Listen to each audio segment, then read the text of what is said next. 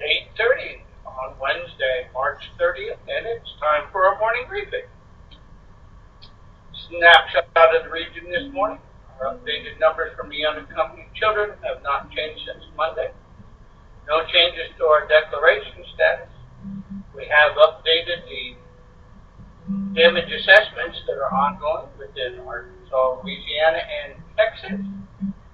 And no fire management grant requests to talk about this morning.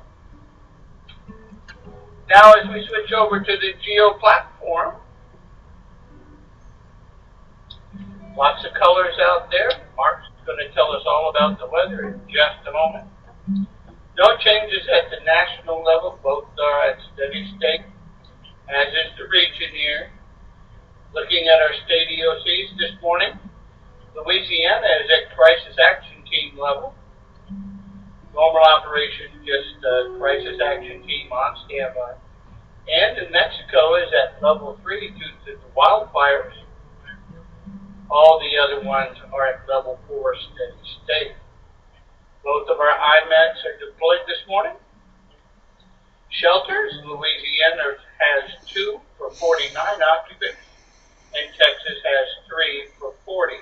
Those numbers have remained pretty much constant for the last week to 10 days or so. So now we'll turn it over to Mark at the Weather Service to tell us about the weather. Morning, everybody. As Paul mentioned, a lot to talk about weather-wise.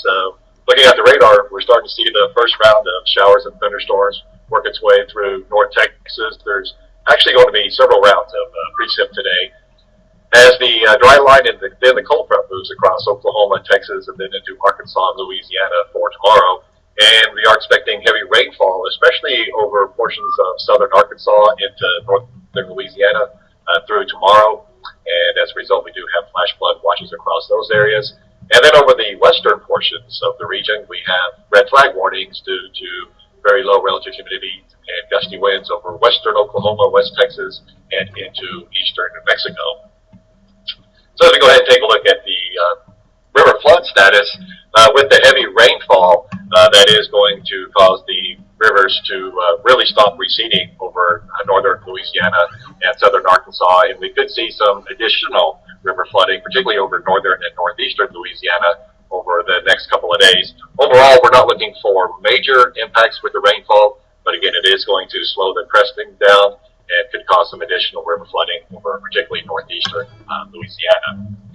And looking at the drip matrix over the next few days with the system coming on through, we do have an enhanced risk of severe thunderstorms for today, particularly over southern Arkansas, northeastern, northern Louisiana, northeast Texas, southeastern Oklahoma. It does look like hail and damaging winds will be the main threats, but we could also see a few tornadoes, especially by this afternoon and this evening. And then by tomorrow, the threat begins to push on to the east, mainly over Arkansas and into Louisiana. And even on Friday, we could still see a few severe thunderstorms and heavy rainfall over southeastern Louisiana. But then by the weekend, the entire system moves to the east of Fema 6 and some quieter weather comes in. But again, going to be pretty active here for the next couple of days. So the front is now moving into western Oklahoma, West Texas, and ahead of it is the dry line. And the heaviest precip is going to be mainly to the east of I-35, and by tomorrow we could see generally 3 to 5 inches of rain across a good deal of Arkansas and into northern Louisiana, even into northeast Texas. And again, the threat for heavy rain will continue even into tomorrow across those areas as well. So that is the reason for the flash flood watch. And again, as I mentioned, we still do have the enhanced risk for severe thunderstorms into tomorrow over extreme southeastern Arkansas and eastern Louisiana, with a slight risk just a little bit further on to the west. And looking at the drought monitor, we continue to see enhanced drought conditions over the Texas and Oklahoma panhandles into New Mexico. And unfortunately, with this round of precip, those areas are not really looking for much in the way of rainfall whatsoever. So really not looking for any improvement with this system coming on through. And on space weather, going to be quiet here for the next few days. So that is the end of my briefing, and I'll be happy to take any questions y'all might have.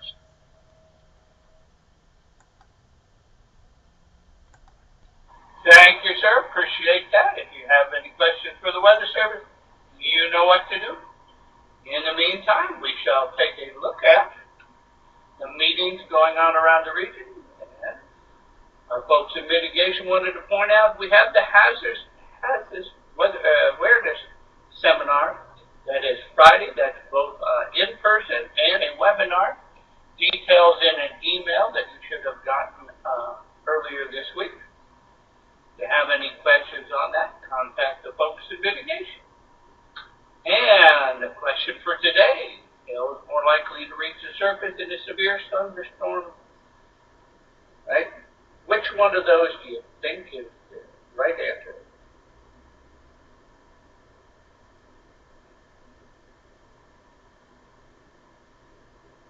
All right, I see a couple of answers coming in.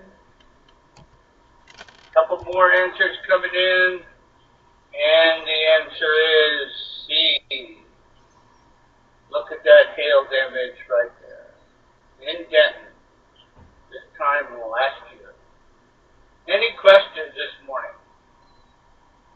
Good job, everyone. All right, see nothing else. Everyone have a great Wednesday. We'll talk to you tomorrow.